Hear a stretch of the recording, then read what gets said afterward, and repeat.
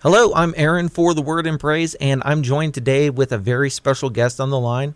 They've had such singles as Maybe It's Okay, Magnify, Point to You, Love, Everything Comes Alive, and released an EP titled Hills of Tyrone earlier this year. My guest is known to be very honest and outspoken when it comes to issues that are used by the enemy against the body of Christ and has no qualms about speaking of his own personal journey. Please welcome Darren Mulligan, lead vocals of We Are Messengers. How are you doing, Darren? I'm doing great, Aaron. Thanks a million.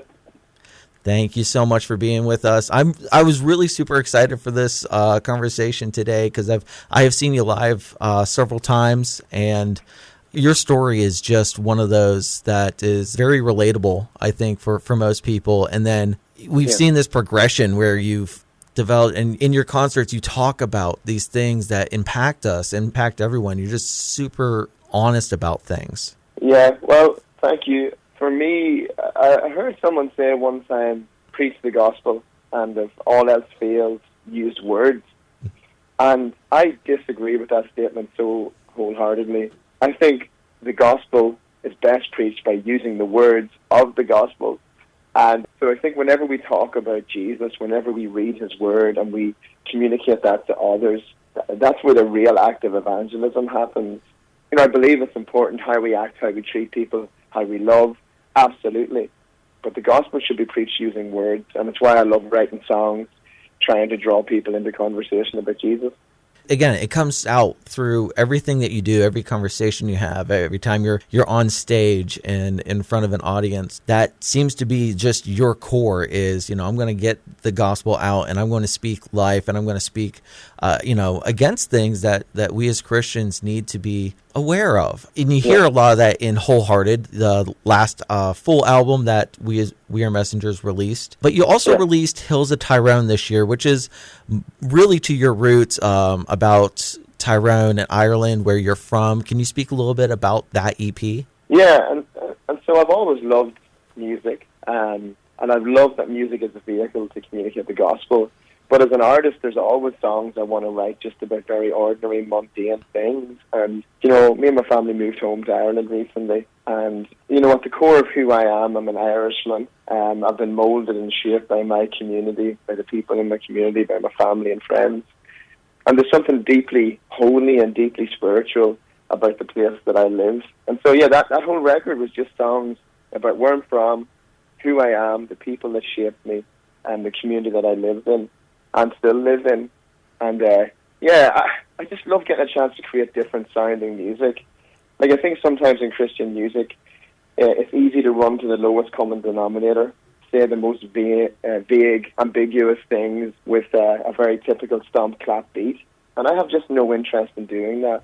God is a God of creativity, of artistry, and I want to be a part of what he's doing. And so, we're going to release plenty more tracks like that and records like that, because there's a lot to be said, and not just about the scriptures, but about the people who God has put in our lives to shape and mold us to. I'm so glad that you said that too, because my next point here was going to be my favorite track off Hills of Tyrone, which I love the EP completely. I love hearing that Irish Celtic sound, but EOI is my personal favorite track, and I know it's a track of a father to his children, and you can read that so many different ways. I know for you it's personal with your family and your children, but it can be applied on so many different levels. And I know that that song has touched me personally. Like, I listen to it frequently as one of my favorites. Oh, thank you. Yeah, EOI means good night in Irish and Gaelic. And it was something my mom would have said to me every night when I was a kid living at home. And she would always come into the bedroom at night and say, EOI, see you in the morning, please, God. And, I find myself saying that to my own kids over the years. More so just good night, see you in the morning, please, God. But, I guess as I get older, I realize that I'm a very finite man. My days on earth are limited. My time with my kids is limited. And I always want them to know, the last thing I want them to hear is that I love you and I'll see you in the morning, please, God. But there's a line in that song that talks about, well, even if I don't see you in the morning, I'll see you before long. My kids know God. They walk with him.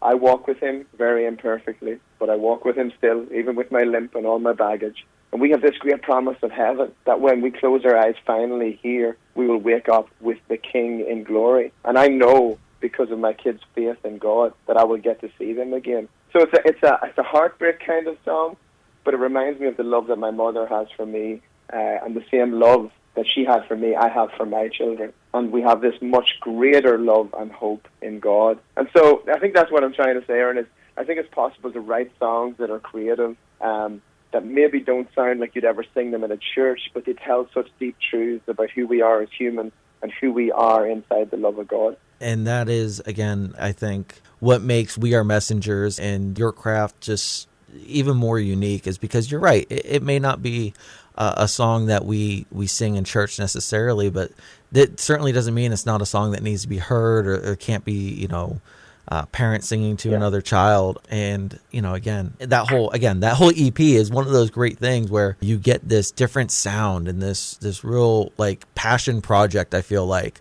where it's very intimate with the artist. Even when you were introducing it at, because I was at one of your fall tours this last fall, and you guys were playing some of these tracks, it became a whole different thing where it's like, okay, this is a different side of the artist.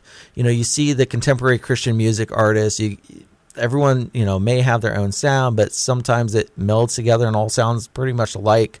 And then you have this Irish band come out and they start playing their music and the music that they would have grown up with and the elements of that you don't hear in modern music today, maybe in America on the CCM airways. Yeah, no, it's really true. And sonically, that whole record, growing up listening to Celtic music and traditional music and then mixing that with American pop and rock and country. So it's a real blending. I think one of the worst things we've done in contemporary Christian music is we have given it a sound, and it can be a very sterile, bland sound. And so when people who don't know Jesus listen to it, they find it very difficult to connect to it because in a way it sounds prefabricated, like we're joining the dots on a kid's drawing. And I think we owe it to the gospel, we owe it to the Lord, and we owe it to our communities to be able to create art that can draw people in who don't care for the person of Jesus, who maybe are sick and tired of the church, who maybe are just worn out in religion.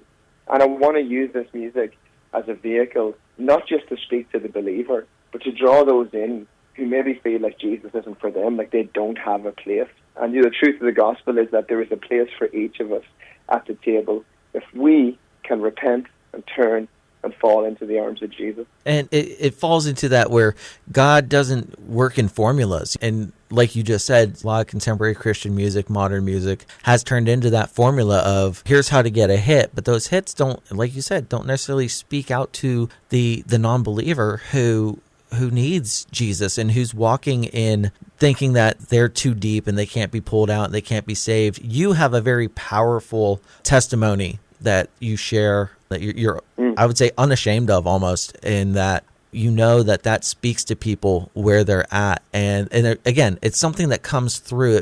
I think it sets you apart where it's going to be what it's going to be. You're going to be honest and you're going to be open. I keep going back to that because it's just so true. And you don't see it as often these days where everyone wants to be a certain formula, a certain way. And if it's not, then, there's an issue. Yeah. You have really shed that out. Now, how have you done that? Because that's not an easy thing to do, to be honest and open about struggles and our past. Yeah, it's not easy. I think it's easier to be honest about our past. The church loves a good story about, a man who was an adulterer and a drunk and a violent man who came to Jesus. But the church is not so happy when we tell them a story about our present. I'm a 43-year-old man who's walked with Jesus for 14 years.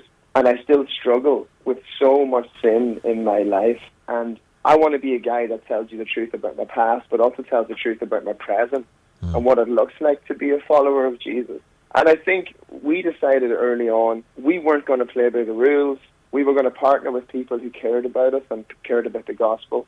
And the truth is, along the way, making the kind of music we make, saying the kinds of things we say, we have probably alienated quite a few of the gatekeepers in the music industry. And I couldn't care less, because we have decided that we are going to give our lives away for the people that are coming out to these shows, the people that are listening to the music, and we're going to honor them and we're going to honor God. And so if that means that you don't see us on national TV, I couldn't care less, because what we've seen is just this groundswell of people inviting their friends, inviting those who are maybe like disillusioned with the idea of life at all, maybe just Jesus. And they're coming out and pouring out into these shows because they know we're not going to lie to them. So I think we're kind of like we're kind of band that you're either going to love us or you're going to hate us, but you're never going to be on the fence about it. And I'm okay with that because Jesus was exactly like that. We love people well. We're tender when people are hurting. We mourn with those who mourn. We weep with those who weep. But we also rejoice with those who are rejoicing. We just don't pretend. I'll be the same guy today doing this interview as I am on stage, as I am with my kids in Ireland. And I'm not perfect. I'm a mess. I'm not saying I write the greatest music in the world or I'm the greatest speaker. But at least we're being honest. At least we're going for it. At least we still believe this Jesus is worth telling the world about. And not just trying to get some silly award and have people clap us to sleep. I don't need to be clapped to sleep. I need to lie in the arms of Jesus every night and wake up every morning inside his mercies. I've witnessed you do that firsthand. It doesn't matter if you do offend, like you said, the gatekeepers. And I witnessed where that has happened for you. And it's that unapologetic, people need to come to Jesus. And when you see and you watch a band who comes out and says, oh, we're a rock band, the show that I was at turned into from a rock concert to a worship night. Yeah. Where the Spirit, you guys stopped your show, you allowed God to move, and you encouraged that. You encouraged people to pray. You encouraged the calling out. You got into the crowd, and you witnessed with people. And again, this is, we're talking, again, a band that is multi records. You guys are all over the place, but at the fundamental, you guys are almost your missionaries in what you do. And the mission field for you guys is every show that you do and every record and song that you put out. I'm in awe by what God has done and what Jesus has done through you guys and what you allow him to just move and that Spirit to move in that. I always ask towards the end of our conversations when I have with artists, with all the noise and, there's a lot of different things coming at you guys when you're on tour, going from show to show, especially when it's in that tour season. What is it that helps keep you grounded and focused on what is important? Well, I have a wife and kids who do not care about the awards or the thousands and thousands of records or the crowds. They just don't care about any of that. They care about what am I like with them, how do I treat them, and do I look like Jesus in our family? And quite often I don't. That's okay, but they see a man who's trying.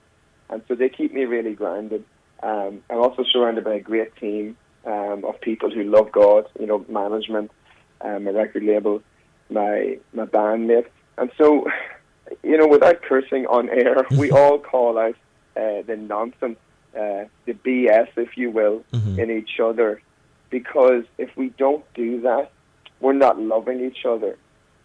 You hear this nonsense in contemporary Christian culture where it says, I can't judge anybody, only the Lord can. That's not true. It's not what the scriptures say.